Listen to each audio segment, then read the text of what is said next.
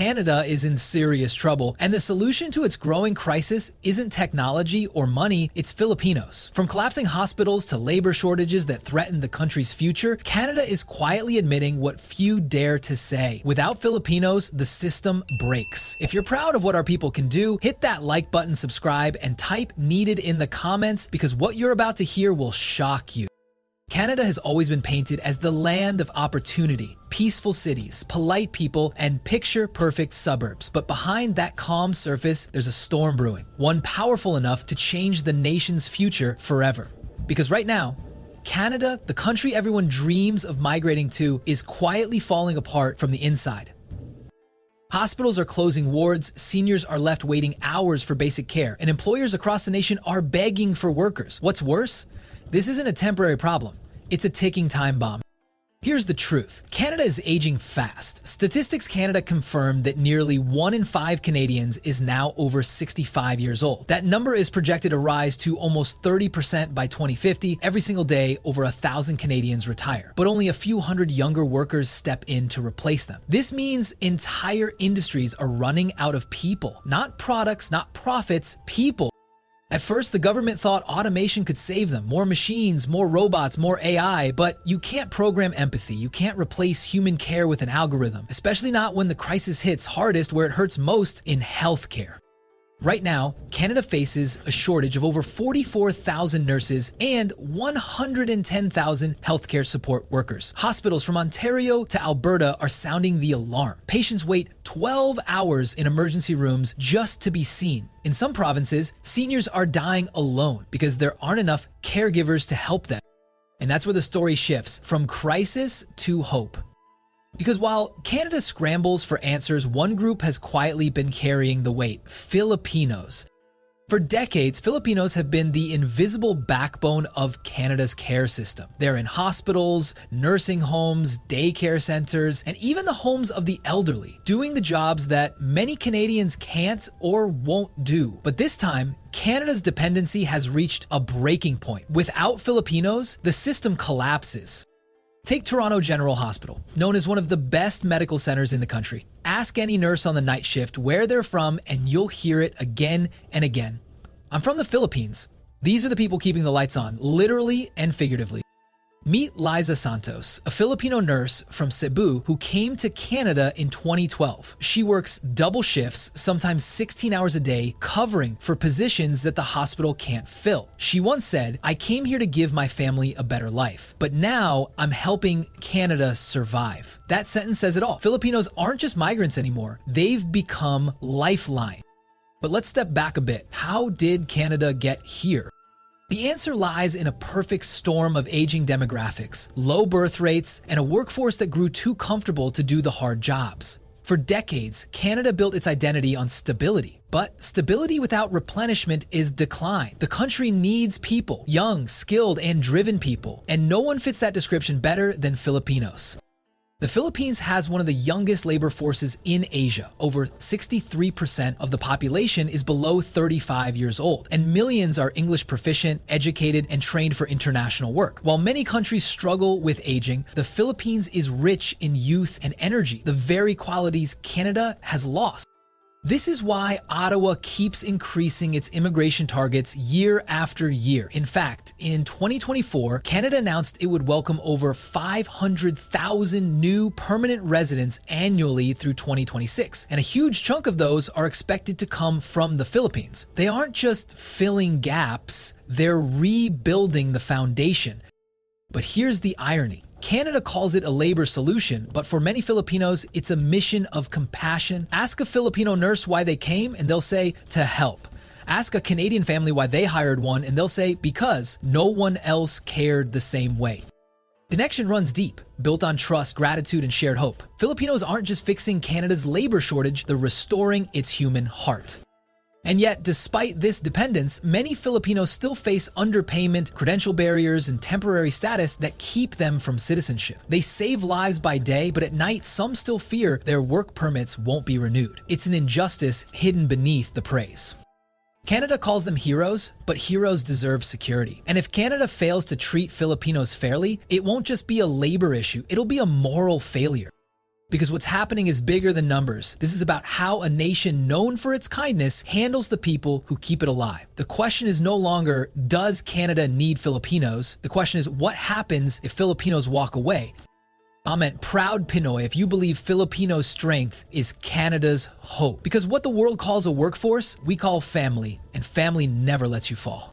But here's the twist. As Canada scrambles to recruit more Filipinos, a new problem is emerging from within. The nation's future doesn't just depend on who comes in, it depends on who stays. And right now, Filipinos are asking themselves the question that could change Canada forever.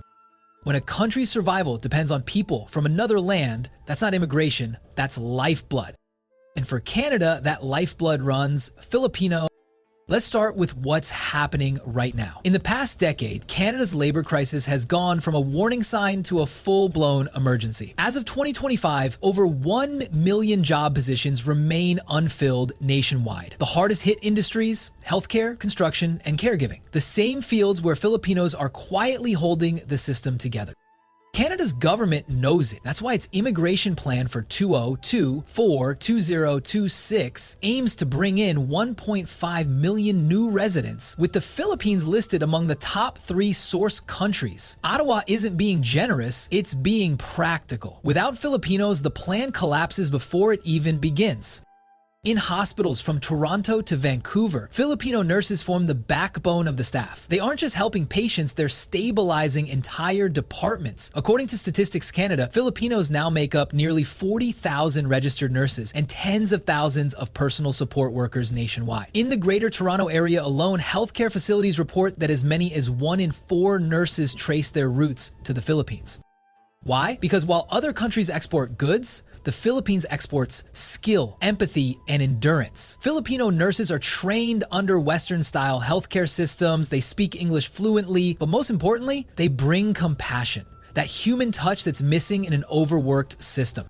Take the story of Rowena de la Cruz, a nurse from Pampanga, now living in Calgary. She works in senior care, looking after elderly Canadians who call her their angel. One of her patients, a 92-year-old woman, said during an interview, "If not for Rowena, I don't know what would happen to me." That's not just employment, that's impact. And this isn't limited to healthcare. Filipinos have become indispensable in construction, manufacturing, logistics, and even education. In Alberta, Filipino engineers are behind the designs of new bridges and energy projects. In British Columbia, Filipino teachers and assistants help fill classrooms struggling to find qualified educators.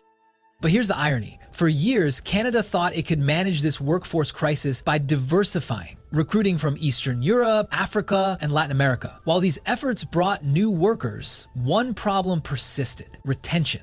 Many left after a few years. Filipinos, however, stayed. They didn't just take jobs, they built lives. They integrated into communities, paid taxes, raised families, and became citizens.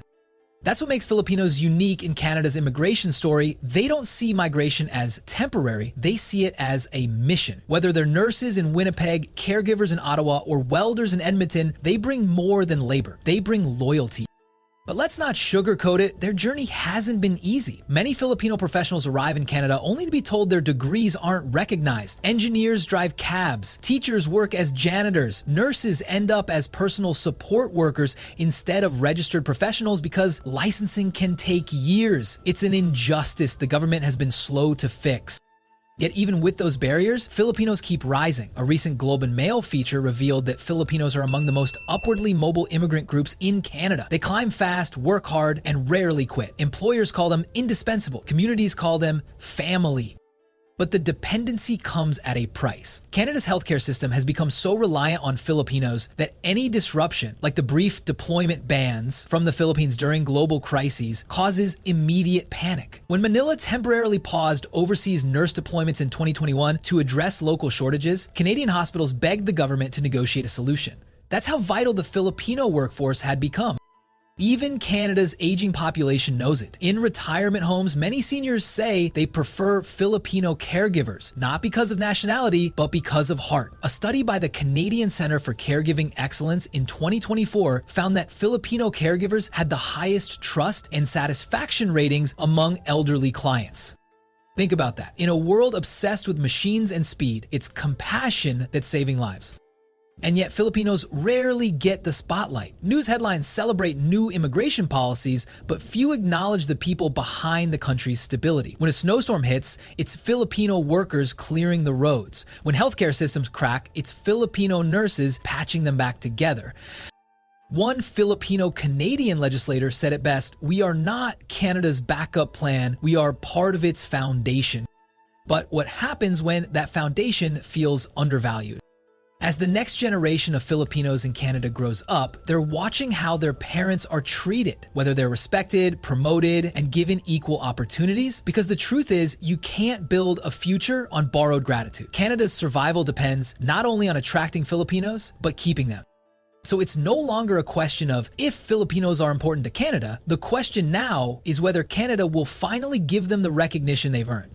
Because when the world says Canada's a great nation, it should also remember the quiet hands that make it great. The Filipinos who heal its sick, teach its children, and build its cities. Comment respect if you believe Canada can't stand without Filipinos. Because gratitude is one thing, but respect, that's what truly keeps nations standing tall.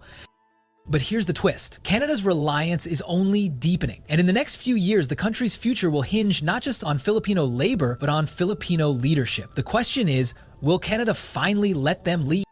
Canada's story has always been one of immigration, a mosaic of people, cultures, and dreams stitched together across a frozen landscape. But now, in 2025, that story is at a crossroads. The question isn't who built Canada, it's who will keep it alive. And the answer, once again, is Filipinos. Let's be real. The challenges Canada faces aren't just about empty job posts or missing workers. They're about the future of an entire nation. The country is aging faster than almost any other in the Western world. Birth rates are plunging. Entire industries are graying out. Healthcare, construction, logistics, even food service. In just 10 years, more than 25% of Canada's workforce will reach retirement age. Now imagine this, hospitals without nurses, classrooms without teachers, homes without caregivers. That's not a distant nightmare, it's a near reality. The only thing keeping that future from becoming true right now is a generation of Filipino workers who have turned survival into service. But here's the part the world doesn't see. Filipinos in Canada aren't just filling jobs, they're redefining the country's identity.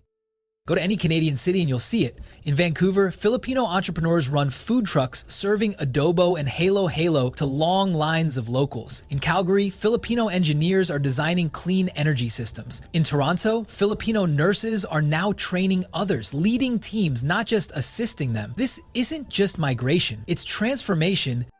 Filipinos are no longer Canada's helping hands, they are becoming its guiding hands. According to Immigration, Refugees and Citizenship Canada, IRCC, the Philippines remains one of the top 3 sources of new permanent residents year after year. But the shift now is deeper, from workers to decision makers. More second-generation Filipinos are graduating as doctors, lawyers, and policy analysts. They're joining parliament, running businesses, and shaping community. It's not about survival anymore, it's about legacy. Take Dr. Marianne Tolentino, a Filipino-born physician who now leads a hospital department in Ottawa. She began as an overseas nurse. Today, she manages an entire wing of emergency medicine. In an interview, she said, "When I came here, I was told to assist. Now, I'm here to lead. Because the next generation of Filipinos deserves to see themselves in charge." That statement captures the future perfectly. Because here's the truth. Canada doesn't just need Filipino labor, it needs Filipino leadership. And the country is finally starting to realize that. A 2024 study from the Conference Board of Canada concluded that the Filipino-Canadian community demonstrates the highest labor participation and lowest unemployment rates among immigrant groups. Translation: Filipinos don't just show up, they show up and deliver. They outperform, outlast, and outwork. That's not opinion. But this next chapter demands more than hard work. It demands vision. For too long, Filipinos in Canada have been praised for their resilience, but rarely invited to shape the policies that define their lives. That's changing fast. More Filipino Canadians are stepping into public service, representing communities that once had no voice in Parliament or City Hall. Their goal is simple: turn gratitude into progress. In Winnipeg, where Filipinos now make up nearly 10% of the population, community leaders are calling for reforms that make credential recognition faster and fairer. Because why should a Filipino engineer spend 5 years driving a taxi before their license is recognized? Why should a nurse who saved lives abroad have to redo half her education just to work again? Canada's future depends on answering those questions honestly. Because here's the irony. Canada's greatest resource isn't its oil, its forest, or its tech, it's people. And right now, those people are Filipino. When you look at the numbers, it's undeniable. Over 80,000 Filipino healthcare workers currently keep Canada's hospitals running. Another 150,000 Filipinos work in caregiving and essential service roles. And more than 900,000 Filipinos call Canada home, making them one of the most active and integrated immigrant groups in the entire country. But the real statistic isn't in the numbers, it's in the values, family, faith, perseverance. Those are the traits shaping Canada's new generation. Because every Filipino who came to Canada didn't just bring a resume, they brought a sense of community. They remind Canadians of something money can't buy, empathy. And in a world becoming colder, more digital, and more disconnected, that's the warmth the country needs most. Still, Canada faces a choice. It can either see Filipinos as workers to depend on or as partners to build with. Because the truth is, no nation grows by outsourcing its humanity. It grows by embracing it. And Filipinos are that humanity. They're the reason Canada's hospitals still open, its elderly still cared for, its cities still alive. The future Canada wants, the stable, compassionate, and thriving future, is one that Filipinos are already building, one patient, one student, one family at a time. So when people say Canada's in danger, they're right, but they often forget the second part. The Philippines is its hope. Filipinos don't just fix problems, they plant roots. And where Filipinos take root, nations grow stronger. Comment vision, if you believe Filipinos aren't just part of Canada's workforce, they're part of its future. Because the story of Canada's survival isn't written in numbers or policies, it's written in the hearts of Filipinos who came to build, not just belong,